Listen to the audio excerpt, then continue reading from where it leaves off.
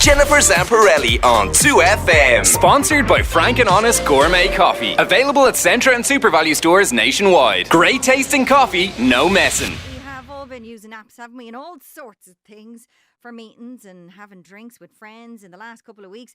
Lots of people are suddenly looking for new jobs at the same time, and we've been asked to social distance. So it's time to find out about online interviews. Now, Rossa Mullally of Sigmar Recruitment has been specialising in this area for a while, and he joins me on the line. Hi, Rossa. I'm back, Jennifer. Thanks for having me. That's much better. And you're from Sigmar Recruitment, isn't that right? That's right, yes. So we are we're around for about 18 years now, and we've been leading the way in video technology for video interviewing for at least probably the last about 2 years. Okay, because Google and Facebook and others announced in early March that they were focusing on online job interviews. Are other employers doing the same? Yeah, it's becoming more and more popular, and in fact, I would say to most people out there, you're going to start video interviewing more and more, and you'd probably be better off getting used to it because it's a much more efficient way to interview anyway. It's very handy with social distancing at this moment in time, but when this COVID-19 thing blows over, and hopefully it'll do very quickly, I would say most companies are going to still use video interviewing because it'll save the candidate and the client just an awful lot of time and an awful lot of stress and hassle. So before we get into the whole video interviews, can I just ask you, are people looking for jobs at the moment? Is that still happening? Absolutely, people are looking for jobs. There's a lot of people suddenly made redundant or laid off, and there's a lot of people then, those same people are desperately needed in other areas of the economy. So when one door has shut, which say the bars and the restaurants, other doors have opened in regards to, retailers, pharmacies, supply chain jobs in warehouses. They're in massive demand at the moment. So there's a lot of people who aren't in those jobs now, and they're needed in more numbers than ever because of what's happening. Okay, well that's really good to hear. Okay, so do you think online interviews, they're going to be with us forever now? Do you think this is the way we're going to go? Absolutely, yeah. And I'd be a big fan of them as well, Jennifer. So tell us, what are the basics to prepare if you are going to do like your first online interview? Because there's a lot to consider, really, isn't there? Like, where in the house are you going to do it? Do you put pants on? Do you have your notes beside you so they can't see? These are all little tricks that we can do. Yeah, like we there's three main areas that Sigmar would say you need to pay attention to. So there's technology, there's the setting, and then there's your approach. And if you look at the first one, which is probably the most important thing, is the technology. So do you have an appropriate device that you can do the video interview on? Like, most mobile phones will allow you to do a certain amount of video interviewing, but they're not going to help if you have to do a presentation. So make sure that you have an appropriate device. Make sure you've pre-downloaded any software, if it's a certain type of software platform that a company's going to use. Then you need to look at your broadband, make sure that you have a proper broadband speed, that you have battery power in the device that you're going to be using. Ideally, having a headset is good as well. Some people don't like looking at themselves with a headset on, but you're going to have to get over it.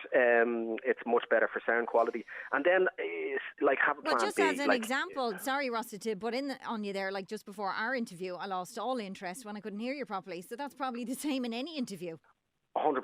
And like that as well, have a plan B. We're after switching to the mobile now, and we're able to kind of continue on with the conversation. Yeah. And, you need that because technology will fail. Something will go wrong. It might not be your fault, but at least you can jump back and say, right, we'll continue this on another medium. So you need to make sure that your technology is right. And even simple things, do they have the correct address for you if they're using an email, or if it's a Skype handle, or if it's whatever they're connecting with you? So you need to make sure that you have everything ready, locked and loaded, that you're ready to go from a technology point of view.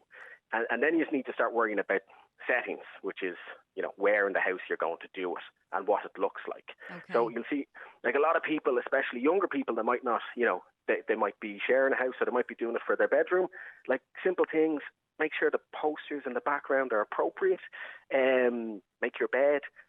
Don't have an untidy room. Same thing if you're doing it from your kitchen, tidy it before you start doing it. Make sure you're not going to be interrupted. Noise levels are important. Again, like it can be hard to hear. You don't need people shouting in the background or noise in the background. So if you can get to a quieter area of the house where there's good signal. the light.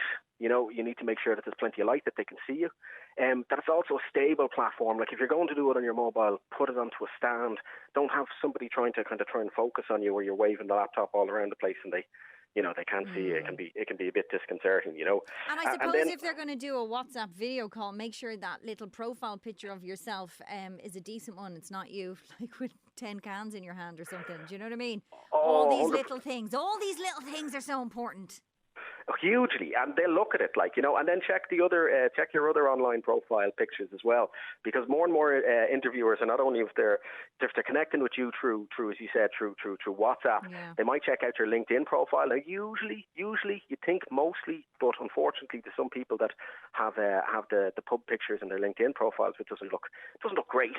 And the same thing, keep your profiles and the rest of your social media too private, and keep it your business, not everybody else's business, especially when interviewers are involved, Good tip. And then wear pants, definitely dress appropriately. Okay, that's a good tip as well. That is a good tip. But you know what? Like eye contact and a good handshake, is very important in interviews. How do you do that through a laptop? Well, that's good coming into the next stage, which would be approach, right? Okay. Like you do have to approach it slightly differently, and there's pros and cons to it. You're not in the room with them, so you can't have that firm handshake. So you do have to visually engage, and you probably have to be a little bit more expressive than you might usually be. It's also easy to interrupt people when you're online. There sometimes can be a delay. You want to make sure that you're following them. So a lot of visual nods to show that you're following the conversation and that you're with them. You don't want to stay, like if you stay too still, it'd be like if I stop talking now and listen to you for a couple of seconds, you might worry it's like is the line gone dead? Is that, has the screen frozen? Is Rossa still here with us? You need to make sure that they're aware that you're engaged, that you're following the conversation. You can have notes in the background, but be careful not to be overly distracted by your notes or be seen to be reading your notes too much. You need to make sure that you're with them. And the funny thing about video interviews is, though, although they're remote, you're typically a lot closer to the person than you would be in a physical interview, because you're about 2 feet from your screen and they're about 2 feet from their screen. So it's kind of like a zoom in close-up shot. Like they can see everything, and if your eyes are elsewhere, they'll really, really easily spot whether you're kind of paying attention or if you're thinking about what you're going to say next, as opposed to listening to what they've just said. On that as well, Jennifer, you need to be self-aware, and most people hate video interviews because they're not used to looking at themselves. So can you practice? Yeah, you practice, and unfortunately you'll get used to realising that you're not as good looking as, well, in my case, that I'm not nearly as good looking as I thought I was, but after a while you get over it. Yeah, I always think I'm much better looking than I actually am. Well, this is the thing,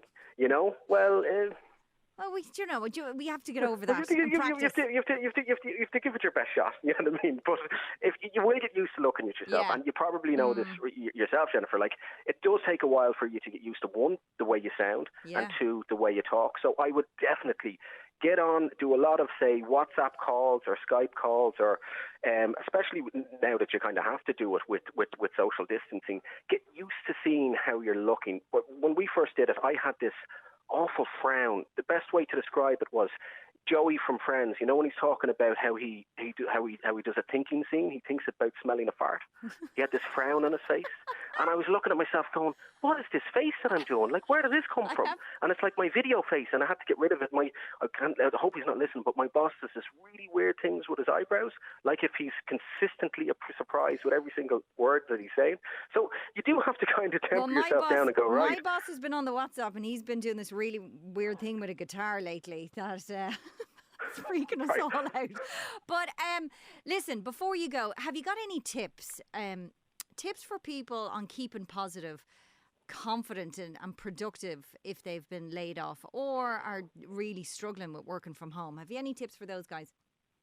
The number one tip I could give, Jennifer, is to take one day at a time. Like, if we start looking, nobody knows what's going to happen here. Like, nobody. So there's no point in looking at that big mountain ahead of us. It could go on a lot longer. Unfortunately, it could be a lot longer than we're thinking, or it could be a lot shorter than we're thinking as well. Stay productive every day. There are jobs out there. Like, everybody still has to live.